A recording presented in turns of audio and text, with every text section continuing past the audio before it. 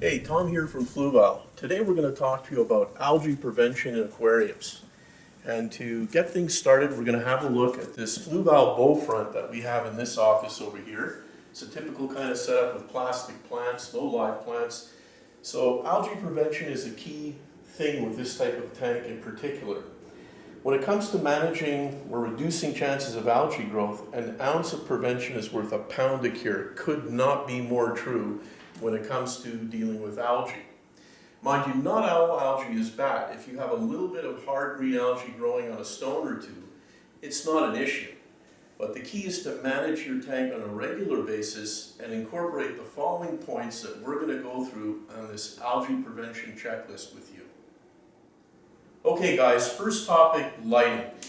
Photo period. You want to control the number of hours your lights are on for every single day. This is a typical plastic plant type setup. There's no need to go beyond 4 to 6 hours of photo period a day with a tank like this. If you have live plants, it necessitates a 10 to 12 hour period to meet the photosynthetic needs of plants. Fluorescent bulbs. There's another topic you got to pay some attention to. Always make note of when you first start up a fluorescent tube and don't allow them to go more than about a year and a half. After that point, the spectrums start to change. If you have fluorescent bulbs, make sure to change them at most approximately every 1.5 years. Tank location. You want to make sure that you don't expose your tank to excessive light sources. If it's facing a window, gets a lot of bright sunlight, that's an uncontrolled condition that could lead to a lot of algae growth. Make sure you select your tank location in a low light area. And last but not least, timers. The best way to ensure a regular photo period is by simply connecting your lighting to a timer. No accidents, always the same photo period, day in and day out. Okay, next up, maintenance. We're going to start with water changes. Water changes you want to do 20 to 30% every 1 to 2 weeks. If you can do it weekly, it's even better. By doing a water change, you're exporting the accumulated pollutants and nutrients out of your tank and replacing it with tap water or conditioned water. You want to be able to understand what's in your tap water and your aquarium to understand if there could be phosphate or nitrate, which are two major factors in algae growth. Nitrate and phosphate test kit.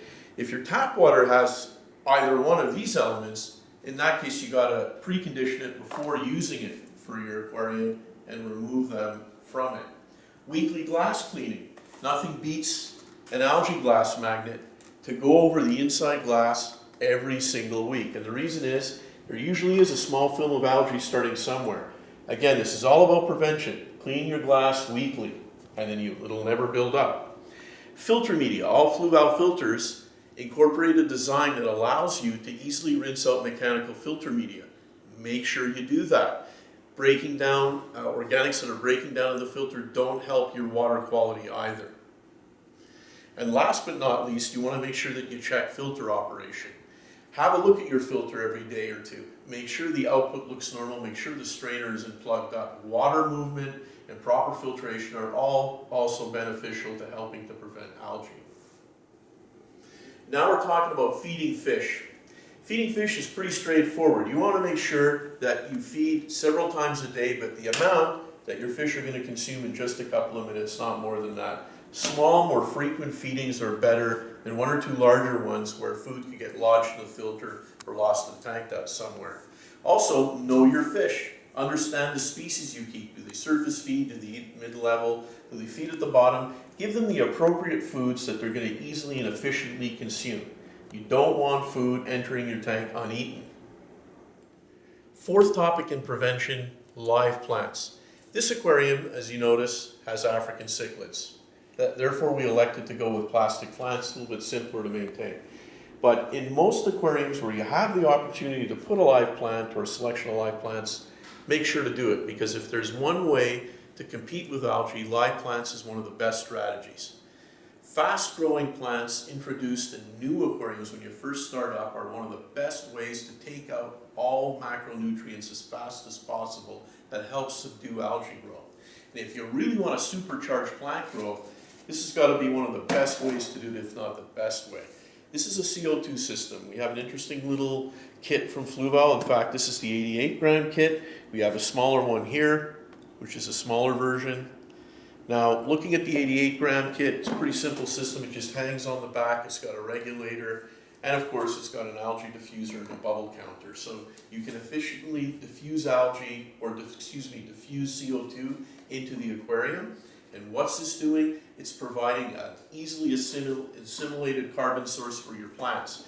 Plants are composed of 50%, 40 to 50% carbon by dry weight. So carbon, best macronutrient for your plants, supercharge the growth, outcompete algae. Last but not least, control nutrients you put into your tank to feed your live plants. You could start off with a half dose of any typical type of supplement. Fluval makes a real good one. Start at a half dose. If you get good plant growth, great. If not, slowly increase it, but go easy on plant nutrients. Last up, fish that control algae. Now, the reason I say control algae is because they're not a means to eliminating it completely. Algae has to be controlled on a number of fronts. It's managing your tank. Make sure you incorporate all those points that we went through on our checklist.